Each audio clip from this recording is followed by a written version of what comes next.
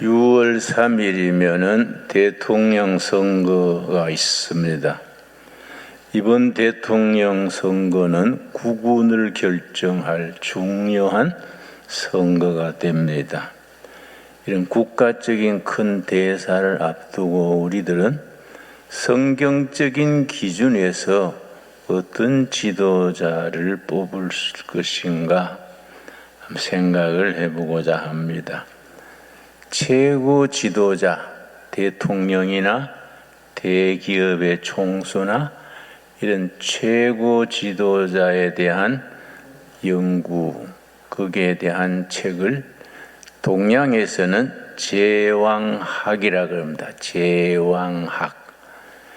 한 나라의 제왕을 어떤 제왕을 기르고 뽑고 세울 것이냐. 그 제왕학에 대해서 가장 유명한 책은 당나라의 태종, 당태종이 쓴 정관정료라는 책이 있습니다. 우리 서점에도 가면 번역판이 있습니다. 당태종의 정관정료, 제왕학의 가장 대표적인 책이 됩니다. 우리 역사에서는 고려 태조 왕건이 마지막에 남긴 훈요 10조라는 항목이 있습니다. 자기 후임 왕들이 나라를 다스리는데 꼭 마음에 새겨야 될 10가지 훈요 10조입니다. 참 좋은 내용인데 한 가지 큰 흠이 있습니다. 10가지 중에 아주 몹쓸 조항이 있습니다. 전라도와 함경도 출신은 세우지 말아라. 전라도와 함경도 출신은 관직에 쓰지 말아라고 훈요 10조에 되어 있습니다. 그래서 역사를 공부하는 사람들은 왕건이 그런 항목을 넣을 사람이 아닌데 후대에 누가 그것을 삽입하지 않았나 그런 이론도 있습니다. 그래서 함경도 전라도를 관직에 아예 길을 막아버리니까 나중에 함경도에서는 홍경래난 큰 사변이 일어나고 호남에서는 차별을 받다가 밀란이 일어나고 또 동학 농민전쟁 같은 끔찍한 대란이 일어나곤 했지요. 그런데 전라도에서 일어난 그게 동학 농민전쟁 같은 경우는 참 가슴 아픈 일입니다. 호남 농민들이 나라가 이래서는 안 된다. 응? 나라를 바로 세워야 한다. 그런 뜻을 가지고 농민들이 항거를 했는데 그때 왕이 참 어리석은 왕이랬습니다. 고종이 동학 농민들이 나라 바로 세우자고 서울로 진격해 오니까 고종이 정말 어리석게도 자체에서 대화를 하든지 해결하지 못하고 일본군에게 아주 돈을 주고 평정을 요청했습니다. 일본이 조선을 삼키려고 호시탐탐 때를 노리는데 조선의 황제가 왕이 자기들을 불러들이니까 뭐 얼씨구나지요. 그래서 일본군이 얼마나 못된 짓을 했느냐 하면은 그 당시에 신무기가 기관총입니다. 기관총을 우리 동학 농민 저항군이 전주에서 공주로 올라오는데 그 중간에 큰 고개에다가 기관총을 쭉 설치해 놓고 동학 농민들이 올라오도록 기다렸습니다. 그 자리에서 2시간 만에 동학군 3만 명이 죽었습니다. 그 기관총으로 쓸다시피 했지요. 그런데 동학농민군은 3만 명이 죽었는데 일본군은 몇 명 죽었느냐? 2사람 죽었어요. 3만 대 2. 그러니까 얼마나 끔찍한 민족적인 사변입니까? 그러니까 참 우리 역사에 그런 슬픈 일이 많습니다. 그래서 이 호남 사람들이 아마 훈요 10조 때부터 동학 농민을 거쳐서 한이 있는 거죠. 역사에 그렇게 왕따 당하고 관직도 막히고 한이 있는 지역입니다. 근데 가끔 우리 동료들 중에서 호남 빨갱이 그런 얘기를 하면 내가 뭐라 그럽니다. 그런 소리 하지 마라.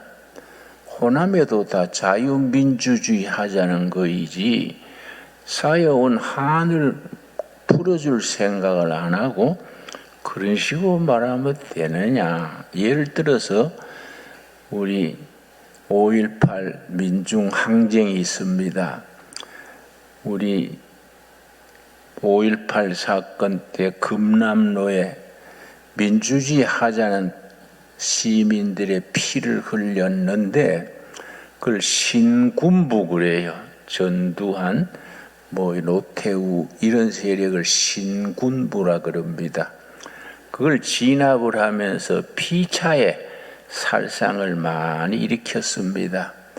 근데 우리나라에서는 좀 지나친 것이 그거는 북한이 조작했는 사건이다.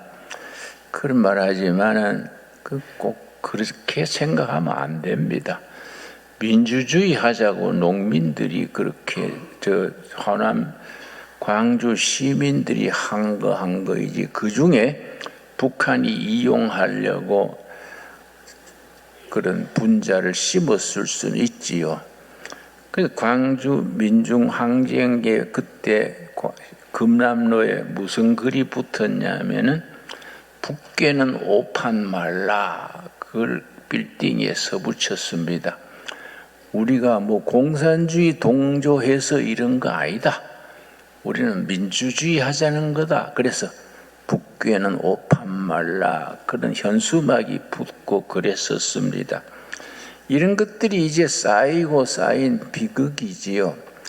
이번 우리 대통령 선거에 우리 역사적인 그런 걸 다 살펴서 좋은 대통령을 우리가 지도자를 뽑을 수 있어야 합니다.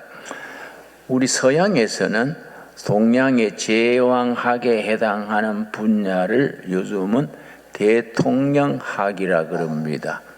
굳이 대통령뿐 아니라 어떤 조직의 최고 지도자 CEO라 그러지요. 어떤 덕목을 가져야 하느냐 그걸 5가지로 정의합니다. 5가지. 대통령이 되려면은 되는 과정에서부터 대통령 통치 기간 동안에 5가지를 지킬 수 있는 사람이 바람직한 대통령, 바람직한 지도자다. 그 5가지를 우리가 성경적인 관점에서 우리가 살펴봤으면 합니다. 첫째가 뭐냐면 가장 중요한 거. 대통령뿐 아니라 한 교회 목사님, 한 기업의 회장, 지도자가 지녀야 될 첫째가 되는 덕목, 비전을 제시할 수 있는 능력입니다. 비전. 대통령이면 국민 전체에게, 교회면은 교인들 전체, 기업이면 사원 전체들에게 제시할 수 있는 미래의 공통된 목표, 그걸 비전이라고 말합니다. 오늘 이건 본문 말씀 잠언 29장 18절입니다. 우리 한번 같이 찾겠습니다. 잠언 28장 18절 말씀에 아주 귀한 구절이 있습니다. 29장 18절 말씀. 묵시가 없으면 백성이 방자히 행하거니와, 이 묵시가 영어 성경에는 비전이 없으면 백성이 방자히 행한다는 말은 망할 짓을 골라서 한다, 그 뜻입니다.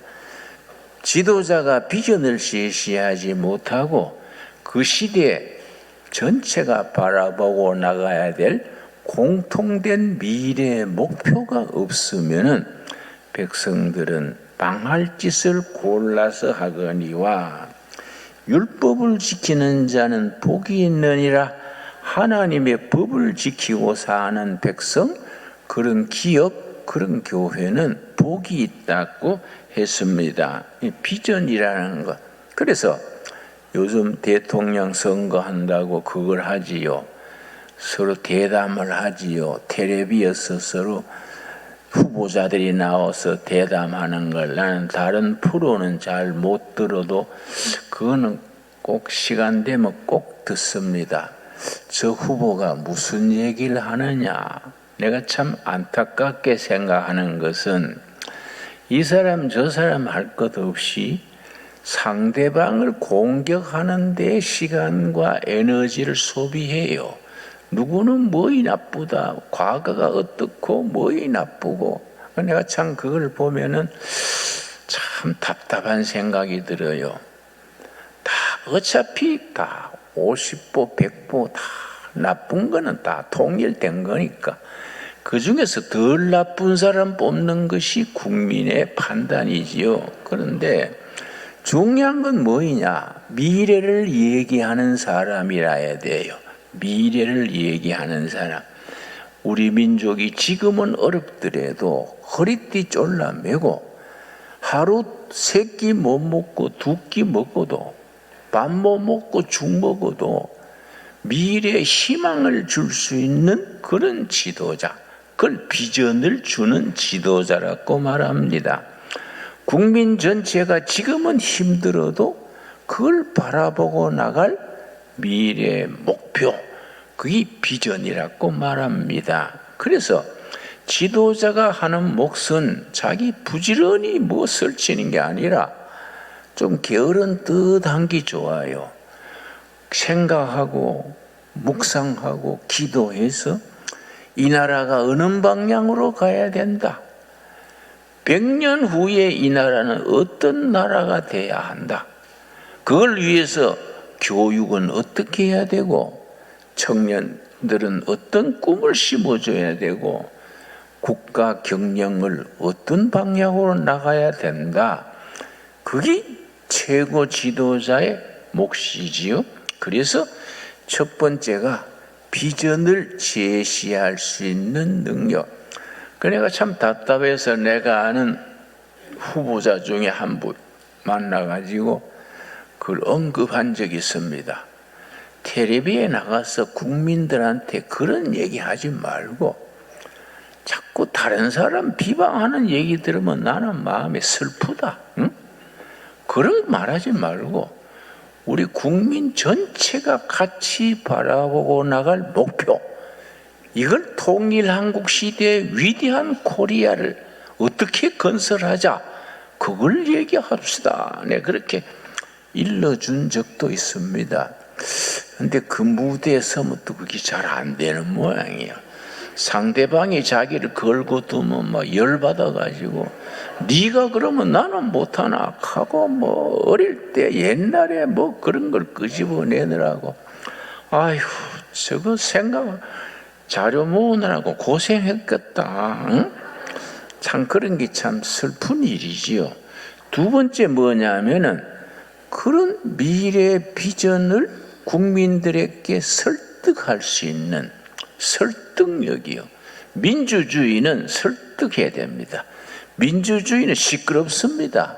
자꾸 이야기를 해가지고 대화를 통해서 공통된 목표를 찾아야 하니까 시끄럽습니다. 그러나 민주주의가 시끄러운데 잘 되는 거예요. 전체주의, 공산주의는 조용한데 나라가 엉망으로 가는 거이지요. 박정희 장군이 5.16 군사혁명을 했던 1961년 5월 16일 그때에 우리나라 국민소득이 78달러였습니다. 그때 북한, 김일성이 이끄는 북한은 국민소득이 240달러랬습니다. 그때는 북한이 우리보다가 3배 이상 더 잘 살았습니다. 그대로 계속 갔으면 우리도 베트남처럼 공산화됐겠지요. 그런데 박정희 대통령이 된 뒤에 군사혁명 주체가 모여가지고 대토론회를 했는 기록이 남아 있습니다.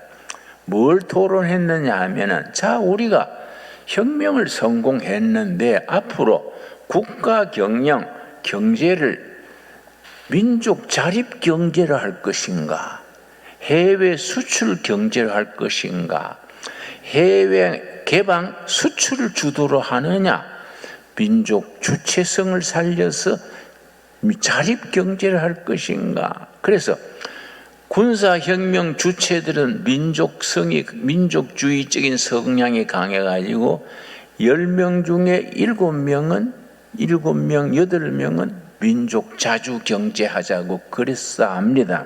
그런데 박정희 대통령이 그런 게 성견지며 있었습니다. 그거 다 듣고 나서 기업인들을 하나하나 불러서 얘기했습니다. 이병철 같은 사람, 또 기업인들을 불러가지고 우리나라 경제가 어떻게 가면 될까요? 서강대학, 서울대학 경제학 교수 불러가지고 우리나라 경제를 민족 자주 경제입니까? 해외 수출 경제입니까? 그러니까 기업인들은 10이면 10명이 다 해외 수출 경제예요. 왜냐? 각하. 이 나라는 지하자원이 없습니다. 지하자원 없는 국가에 민족 자주 해봐야 북한 꼴 납니다. 응? 수출해가지고 벌어들여가지고 양식은 미국에서, 호주에서 사들여 오면 됩니다. 그런데 박정희 대통령이 그때 결단을 잘했어요. 아, 그렇다. 민족 자주 찾지 말고 그거 따라가다가는 북한 꼴 난다. 수출 주도 경제를 하자. 그래서 지금 어떻게 됐습니까? 자원 없는 국가 밑바닥에서 지금은 세계 경제 10대국에까지 올라서게 됐지요. 그러니까 이 참 대화를 통해서 설득을 해요. 설득. 내가 전에 한번 내가 아는 대통령 청와대에서 예배 받으려고 그래서 예배를 보면서 내가 한 분 예배 끝난 뒤에 차 한잔 나누면서 대통령께서 자기 정직하고 부지런하고 훌륭하신데 국민들이 오해가 많으니까 그걸 잘 PR을 하십시오. 알려야 됩니다. PR이 뭡니까? 피가 나도록 알리는 게 PR인데 방송도 있고 신문도 있고 공무원이 100만이나 있는데 그걸 통해서 피가 나도록 알려야 그게 되지요. 그랬더니 그러니 아유 내가 이래 잘하면 알아줄 때가 오겠지요. 그래서 내가 숨이 탁 막혔어. 아니 그거는 면장이 하는 소리지. 난세의 대통령이 그런 생각하면 안 되지요. 잘하면 알아주겠지요. 그거는요 초등학교 교장이나 면장이 하는 소리예요. 우리가 알린다는 거, 이 설득한다는 게 중요합니다.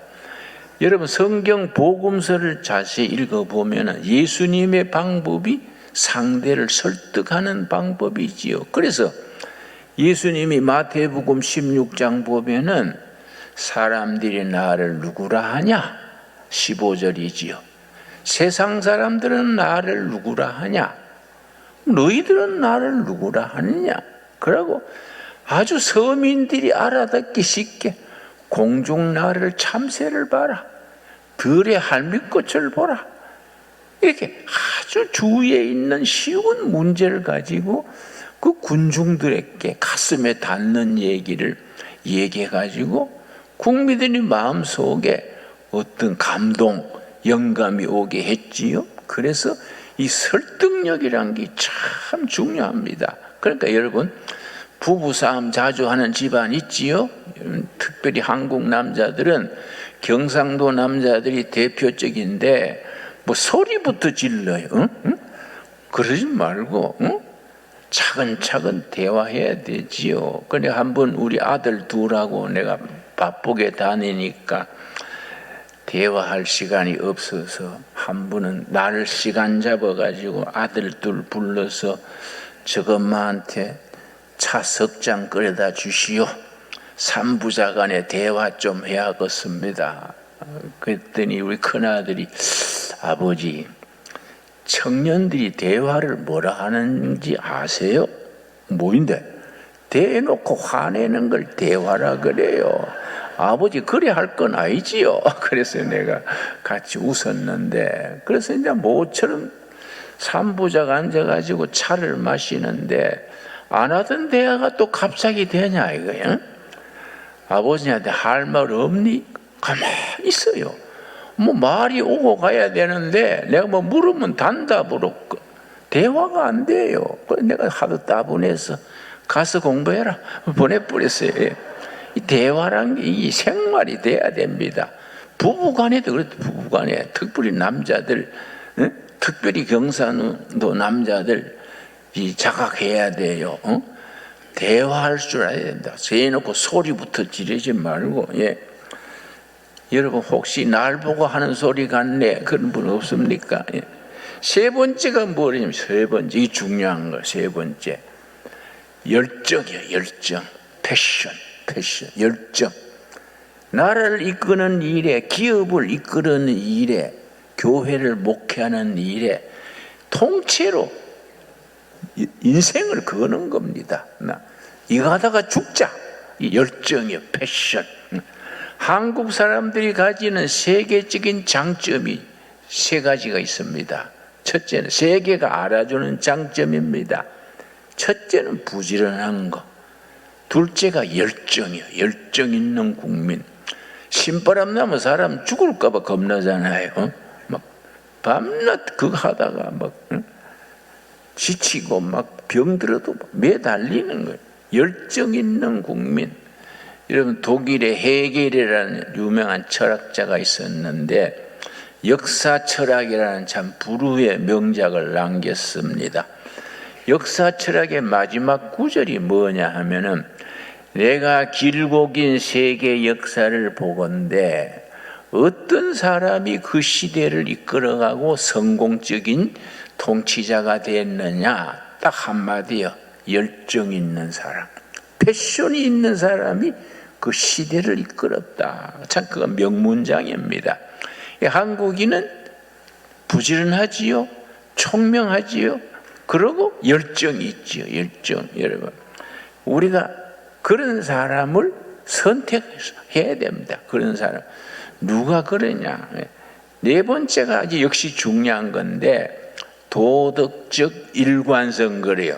도덕적 일관성. 일관성이란 말이 이제 영어로는 인테그리티인데, 모랄 인테그리티, 가장 도덕적 일관성에서 중요하게 잡는 것이 정직성입니다. 정직성. 지도자가 정직해야 된다는 것이요. 옛날 우리 민족의 성각자 안창호 선생이 꿈에라도 거짓말하지 마라. 조선이 일본에 왜 망했느냐? 상하 간민이 전부 정직하지 못해서 일본의 종이 되었다. 그래서 꿈에라도 거짓말하지 말자. 여러분 뭐 크리스찬들은 딴 거는 못해도 정직한 거는 할 수 있지 않습니까? 여러분 손해봐도 욕먹어도 정직합시다. 아멘 하시지요? 예, 정직해야 돼요. 거짓말도 자꾸 하다 보면 습관이 돼요. 그냥 대수롭지 않게 자꾸 거짓말을 합니다. 우리나라 거짓말이 너무 유행되는 것이 그 가짜 뉴스라는 거. 나 유튜브를 가끔 보는데 가짜 뉴스가 너무 많아요.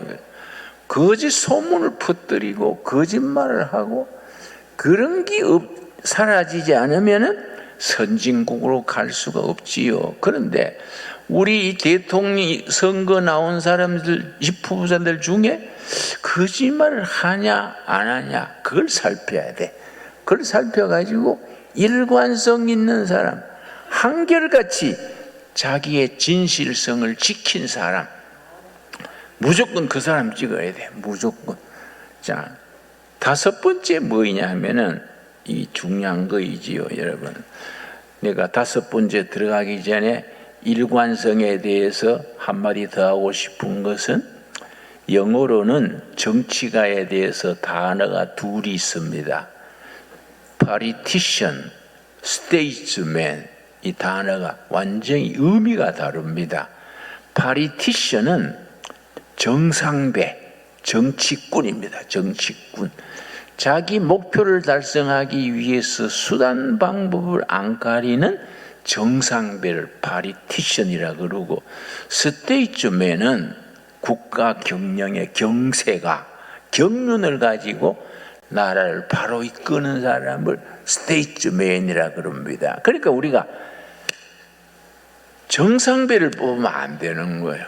정치꾼을 뽑지 말고 진실한 경세가, 나라의 미래와 백성들의 행복을 위해서 노심초사하는 그런 스테이트맨, 그런 정치인을 뽑아야 되지요.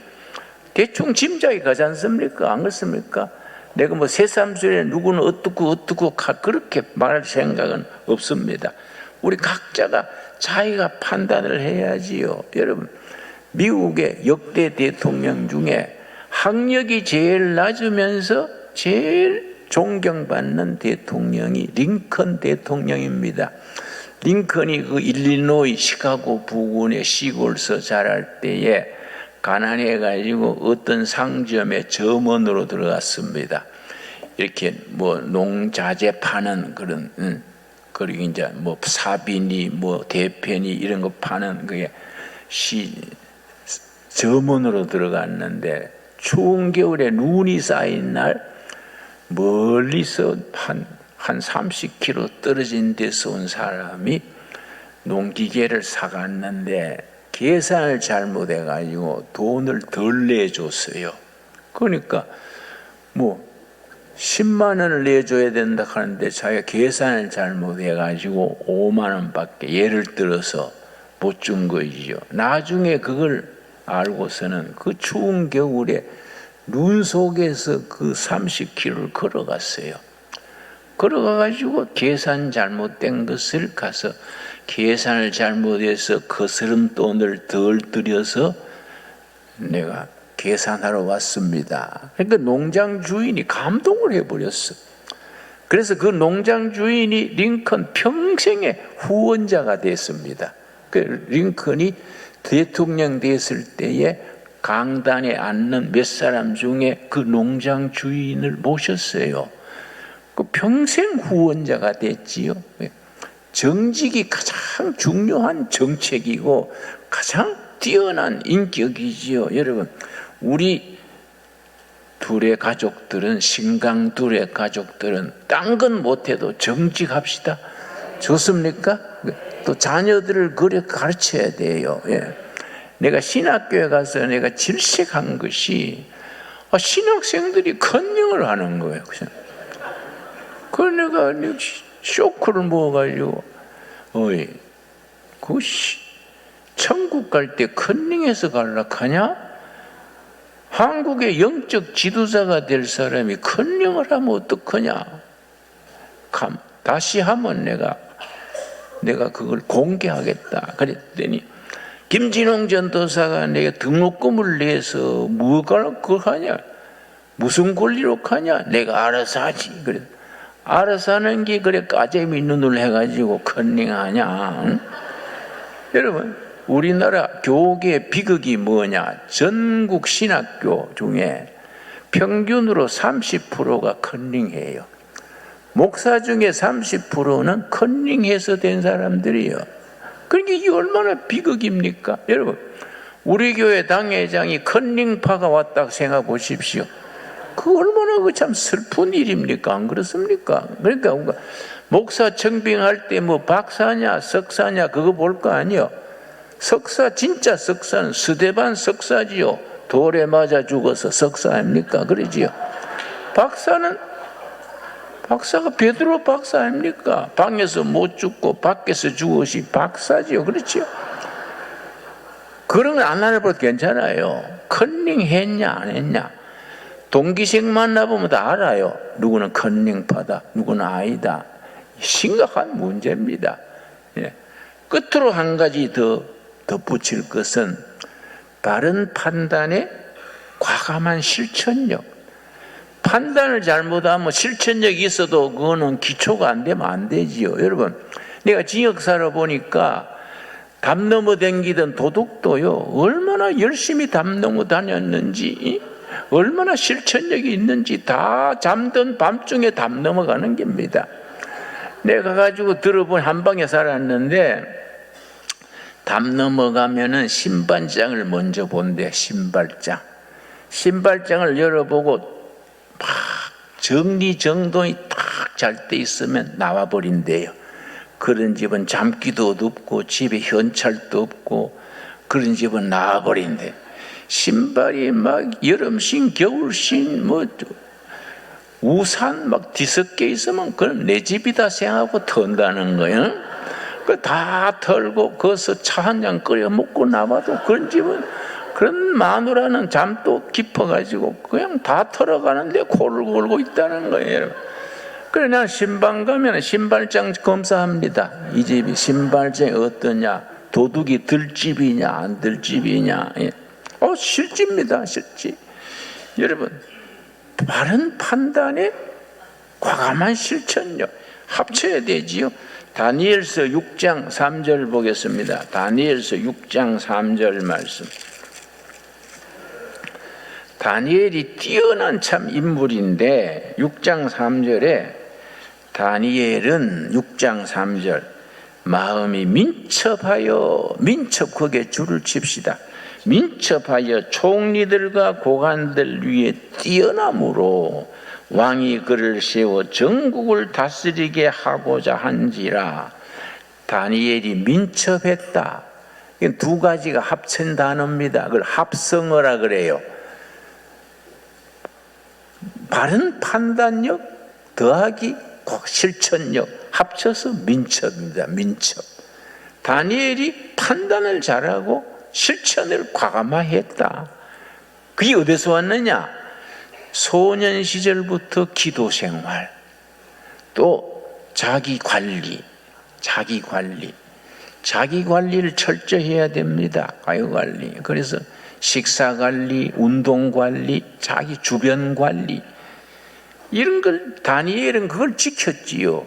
그래서 남다른 민첩하게 해서 노예로 끌려갔다가 재상을 했으니까 그 얼마나 대단한 인물입니까? 여러분, 우리가 나라 일에 뭐 대통령 선거뿐 아니라 모든 일에 성경적 기준에서 이 5가지 꼭 기억하시기 바랍니다.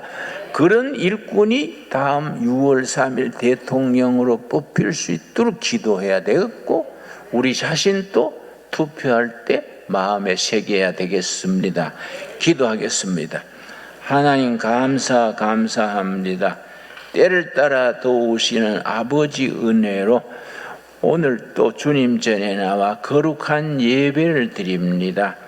이제 6월 3일이면은 국운을 결정할 대통령을 선거합니다. 성경적인 기준에서 바른 지도자를 뽑아서 나라의 국운이 뻗어갈 수 있도록, 통일 한국 시대를 함께 맞을 수 있도록 이끌어 주시옵소서. 우리 자식 기를 때에, 내 자신이 살아갈 때에 그런 기준에서, 성경적인 기준에서 바른 신앙, 바른 가치관, 바른 실천의 사람들로 세워 주시옵소서. 예수님 이름 받들어 기도드렸사옵나이다. 아멘.